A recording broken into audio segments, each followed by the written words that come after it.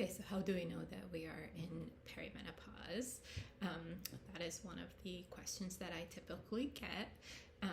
Aside from being clinically assessed by a doctor, there are a few things that you can do yourself by looking. First of all, is something as simple as your age bracket.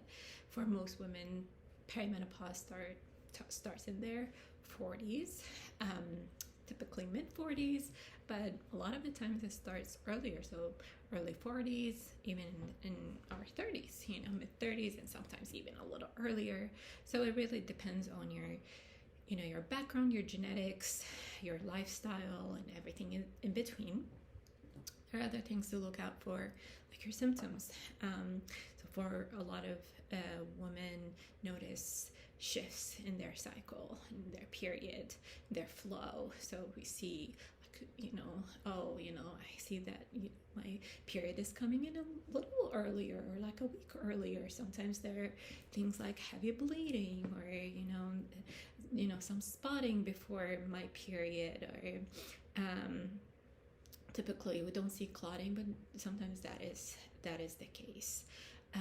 Other symptoms is changes in sleep. So sleep is more interrupted and less restful, and there's a lot more wakefulness, and we wake up in the morning and we feel like we didn't sleep at all, or like we didn't have enough sleep. Some other things I typically notice is a lot of women feel less resilient. Also, they start to feel like, I was always grounded and, in the face of stress. And recently I noticed that I'm easily shaken, or like more irritable and short. So these are some of the symptoms. There are other things like, there's some weight gain, and I'm not able to shake off some, there's a few pounds that I cannot shake off, or there's some hair loss, or some women even notice the hot flashes that early on. So it really depends on who you are, at the core, and at the genome level, and your lifestyle. So what can we do? What are the things that we can do when we are in perimenopause? Most women know what to do when we are in menopause, but there's a lot of confusion on perimenopause. So does that mean you have to be on HRT? The answer is no. While HRT is beautiful medicine, there's a place and time to discuss HRT. But there are other things like, adjusting your lifestyle, where you are, and how capable are you of changing these things. Well, that is the role, something that naturopathic doctors are extensively trained in, is looking at your, lifestyle and helping you get there.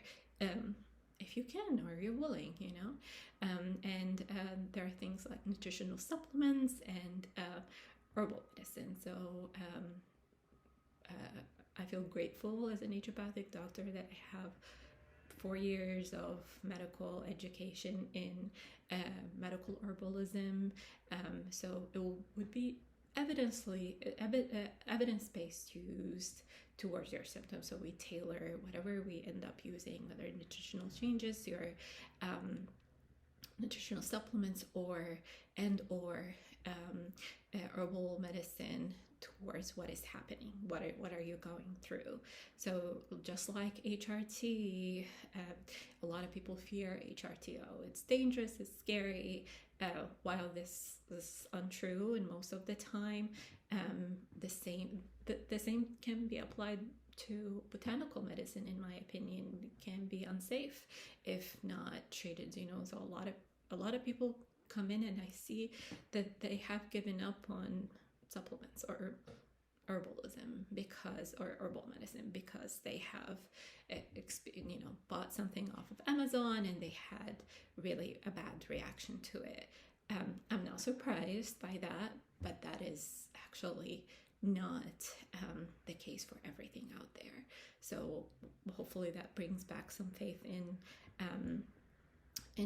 traditional medicine, or non-traditional, based on how you look at it.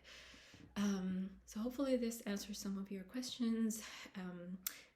I'd love to talk about perimenopause more. I'm here if you have any questions. I'm in the Pasadena area. My name is Dr. Beam Sharhan. Shoot me, shoot me with a question, DM me, or throw your questions down in the comments, and I'll be happy to help you. All right, take care, and I'll be back with a new video soon.